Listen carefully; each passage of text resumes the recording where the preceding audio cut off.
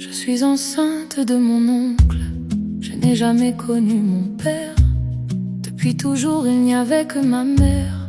C'était tout mon univers. Mais le jour où elle est partie, tout s'est effondré autour de moi. On m'a confié à son grand frère, mon oncle devenu mon toit. J'avais le même âge que sa dernière fille. On grandissait presque comme des sœurs.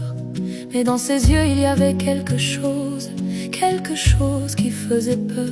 Il disait que j'étais différente, qu'il ne pouvait pas m'expliquer, qu'il pensait à moi tout le temps, qu'il ne pouvait plus s'arrêter. Et moi, je ne comprenais pas, je ne savais pas quoi faire. Je vivais sous son toit, je dépendais de lui, de son aide.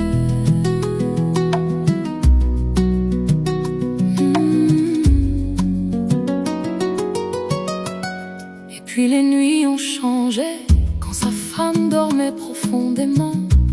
Ils quittaient doucement leur chambre et dans le silence pesant, il venait se glisser dans la mienne. Je faisais semblant de dormir, le cœur battant, le corps figé. Je savais qu'il n'avait pas le droit, mais je n'arrivais pas à parler. Et moi, je ne sais plus quoi faire, je ne sais pas comment dire aux gens. J'avais trop peur, trop peur. Aidez-moi, aidez-moi. Les jours passaient, moi je me taisais, comme si tout ça n'existait pas. Mais la peur grandissait en moi et je m'enfermais dans le silence. Aujourd'hui je porte un enfant et cette vérité me détruit. Parce que cet enfant vient de celui qui m'a recueilli. Même son épouse n'en sait rien, même ses enfants ne voient rien.